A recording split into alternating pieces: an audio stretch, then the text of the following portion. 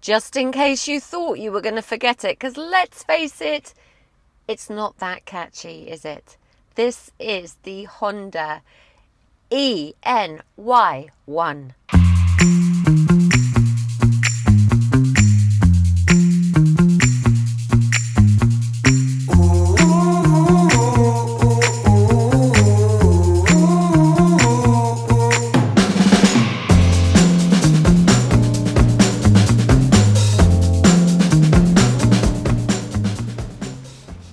We've seen the Honda E around for 3 years.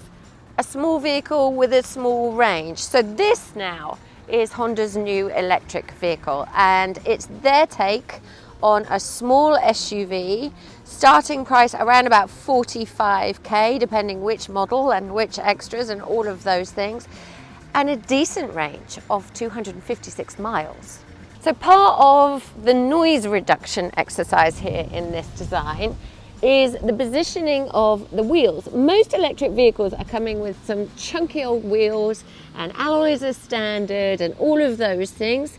But here you'll notice that the wheels, unlike most, are not sticking out. They don't leave the kind of main body of the car. They're tucked right under. That positioning is deliberate by Honda, and it's part of a design aim to reduce the wind flow and therefore reduce the noise from the wheels. One design feature that's also really cool about this car is they've thought through, you know how we are about the automatic shutting tailgate, right? Some of the technology we love, some of it we do not love. This is a winner. If you are smaller than average, or well, frankly whatever size you are, you can set this to suit your size. So instead of having to reach up really high and get covered in rain or whatever while you're doing so, you can do this. If this is the height that suits you for the tailgate to open, you just press and hold until you hear a beep. The next time it opens,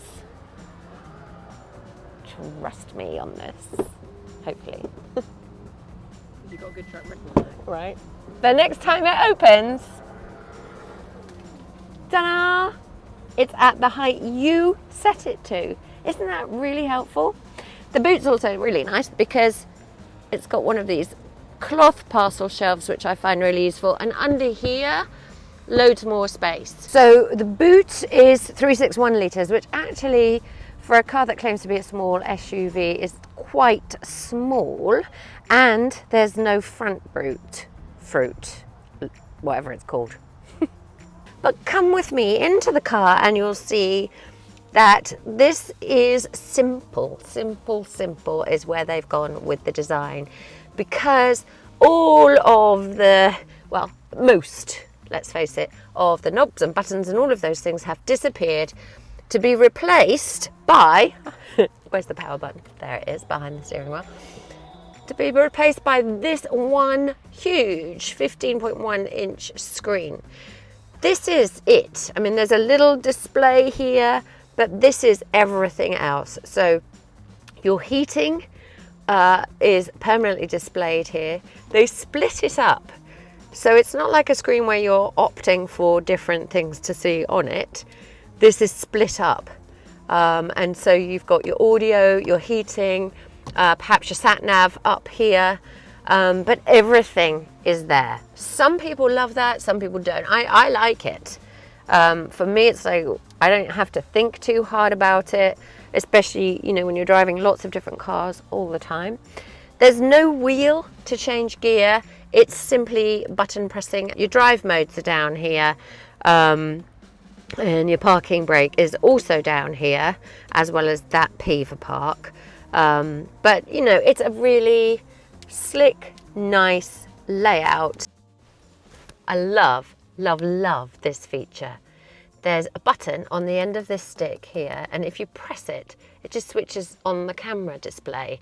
So you can see anything you want to see that's happening around your car, whether it's a magpie who has actually been hanging out thinking that we might be having lunch and dropping some for him, or how exactly to see how wonkily I've parked in this space. Would you like to have a look at that? It was deliberate for filming purposes and get the nice light on it. With this model, it will find and park for you. It will find a viable parking space and park for you.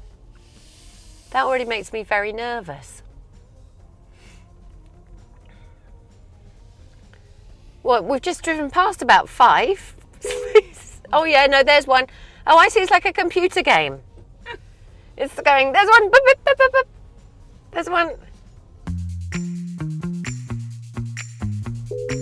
Well, okay, right. Okay, so now you've found one.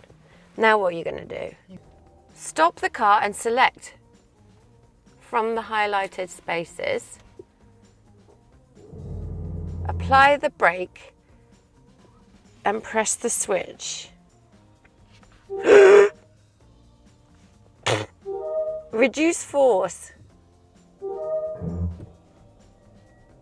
It's doing it automatically. I'm not doing anything.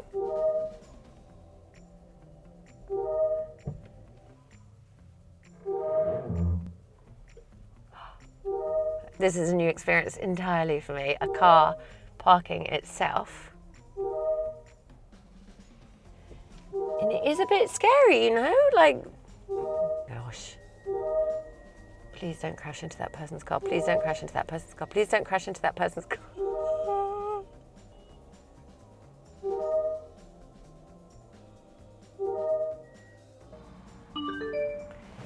Parking operation is complete.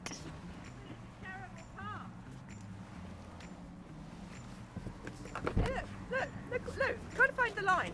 Try to find the line. Oh, that is hilarious. I am the best at parking. Between me and that. No brainer. So one thing that's really important to talk about with this car in particular is, and especially I'll show you as we move away from these traffic lights, is Honda have been working really hard on this idea, and here we go.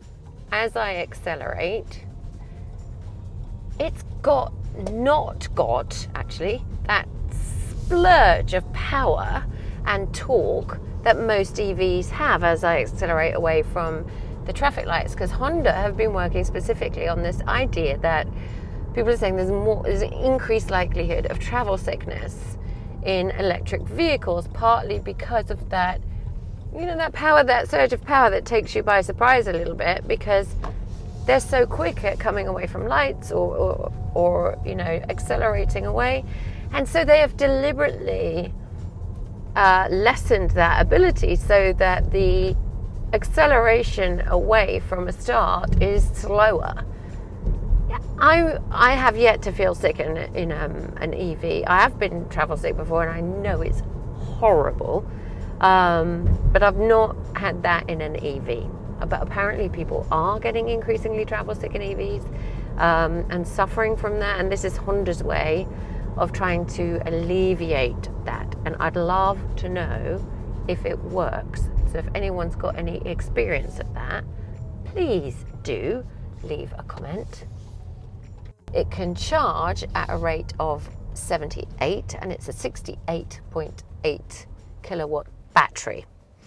And that is really the only issue with it, in terms of it's got a good range, all of those things, but how future-proof it is in terms of battery and charging, yet to be decided. Honda have these paddles on the steering wheel, which you can change the degree of regenerative braking with. And what's interesting is that you can change it so that you can make it, you know, you can increase your regenerative braking. However, it doesn't stay where you set it. It reverts back to its, you know, manufacturer's setting mode, its auto mode. So as this rainy day comes to a close and we return our car to Hendy, I love it. It's a little SUV. It's got some quirky features, some of which could be improved. But it's a great car for a small family. And here's the other huge bonus. Because Honda wanted to be so competitive on value, there's 5 years on servicing, guarantee, and roadside assistance that comes with this car. So that is really worth thinking about when you're making a decision.